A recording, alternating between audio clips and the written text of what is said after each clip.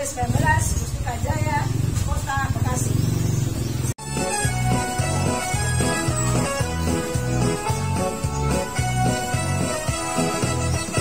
Marilah hai semua rakyat Indonesia membangun segera, membangun keluarga yang sejahtera dengan PKK.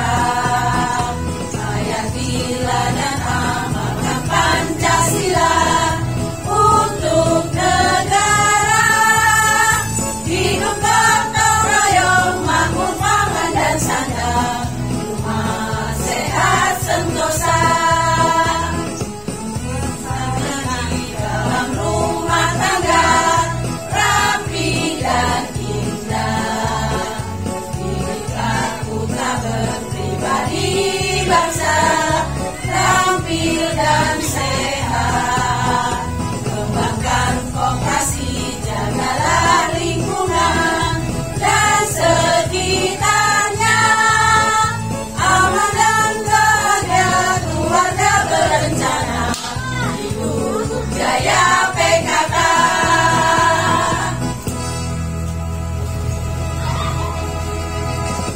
Assalamualaikum warahmatullahi wabarakatuh.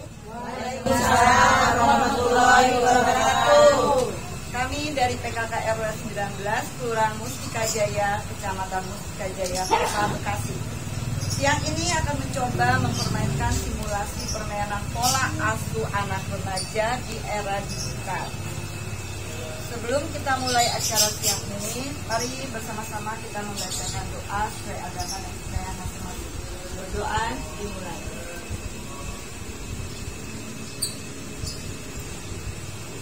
Terima kasih. Permainan pola asuh anak dan remaja di era digital adalah, dalam hal ini kita akan mencoba membahas satu kasus dan kita akan mempermainkannya, namun dengan cara yang sedikit nyantai, tapi kita berharap ada sesuatu yang bisa kita peroleh, ada nilai positifnya. Dalam hal ini kita terdiri dari saya, Bu Evi sebagai fasilitator, kemudian di sebelah kanan saya Ibu Ici sebagai notulis yang akan merangkum permainan siang ini.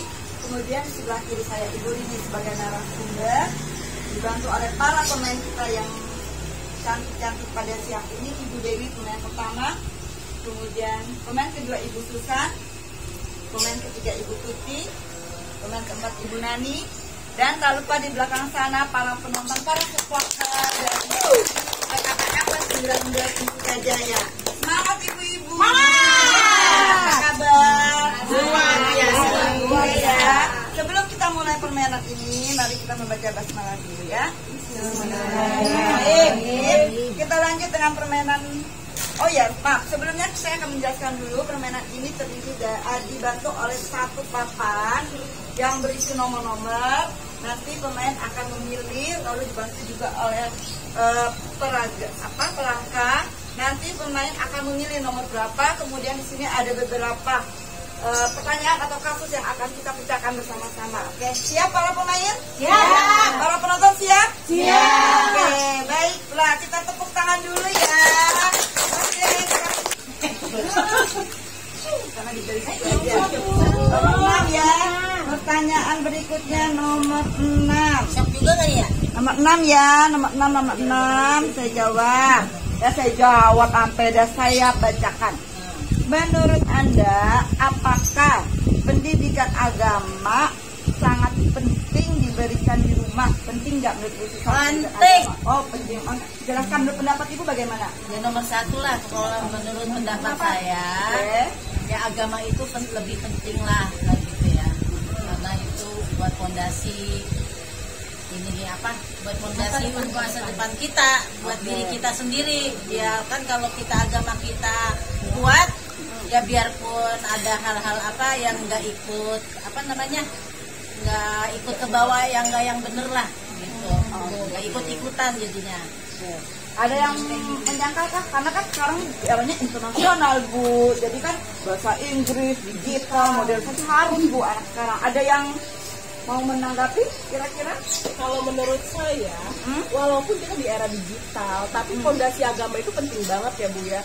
Karena itu udah basic banget. Kalau anak kita udah di fondasinya udah kuat di agama, itu dia mau kemana pun dia udah terjaga, tertanam pribadi yang baik.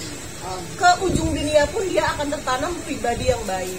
Pendapat saya, memang kewajiban orang tua kita menanamkan agama untuk anak. Tapi kita kembalikan lagi kepada anak kita masing-masing.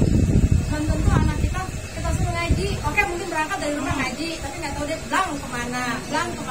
Jadi ya sebenarnya kembali lagi ke anaknya juga, kita menanamkan agama memang perlu. Tapi bagaimana anaknya merealisasikannya gitu loh, apa emang sejalan atau tidak? Ya begitulah gitu kan, namanya sekarang banyak masukan dari handphone, dari apa gitu kan. Jadi ya belum tentu juga yang mau kita baik anak kita baik gitu. Jadi kembalikan ke anaknya. Jadi intinya cukup dikenalkan Ya. lalu selanjutnya kita beri kebebasan untuk si anak mau anak. bagaimana si anak itu menganggap agama itu penting sejauh mana, Ya. gitu kan? Ya. Oke, ada tanggapan lagi? Boleh, silakan Ibu.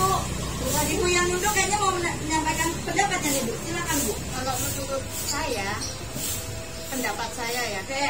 anak-anak sekarang itu kalau makin kita cekap nih, kamu harus doa, kamu harus ngaji, kamu kebanyakan mereka berontak. Berontak. Penting kita ngomong nih loh, kita kasih contoh gitu loh, contoh diri kita sendiri.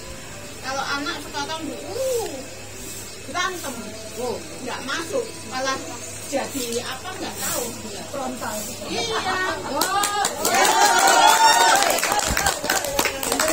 Jadi kita adalah madrasah anak ya Bu ya. Iya. Tinggal bagaimana saja menerapkannya ya. Ada lagi yang mau menanggapi? Kira-kira agama itu mah penting gitu di rumah? Ada yang pendapat itu? Agama nomor satu. Oh oke, pendapat semua agama tetap penting, tinggal penyampaiannya atau metodenya saja yang bagaimana disesuaikan. Boleh. Pertanyaannya kan pendidikan agama di dalam rumah. Betul. Dia menurut pendapat saya, setiap keluarga pasti kan didik anaknya di rumah tuh emang pengen jadi anak yang soleh apa solehnya. Ya. Tapi kan tergantung anak dari dia bermainnya, lingkungannya, jejaknya. Di rumah iya benar kita mendidik, pengen jadi anak yang soleh dan soleha. Kan kita juga ngerasain, terutama saya ya, ngerasain gimana caranya mendidik anak, pengen jadi anak yang soleh dan soleha di rumah gitu ya. Ingin di sebelumnya SD, TK kita sekolah-sekolah yang ada agamanya. Tapi kalau udah kesini apalagi SMP yang negeri ya, udah lingkungannya udah lain, udah melenceng. Kita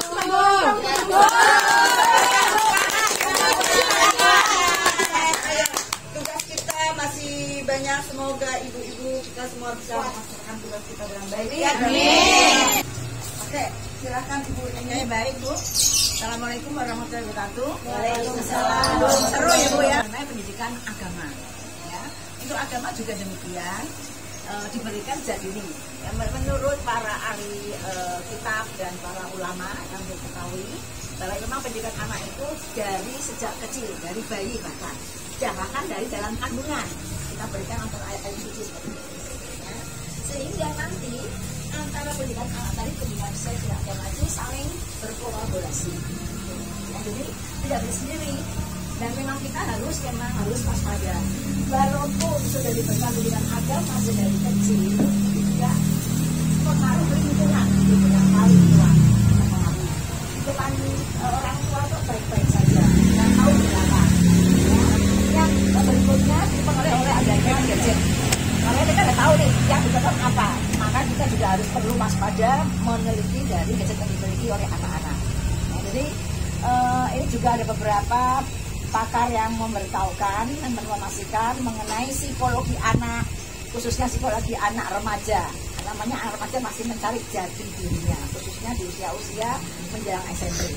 Jadi memang kita tidak terlepas dari pengawasan anak di bidang pendidikan tadi mengenai seks, mengenai agama, dan mengenai lingkungan yang perlu kita perhatikan. Itu yang bisa disampaikan.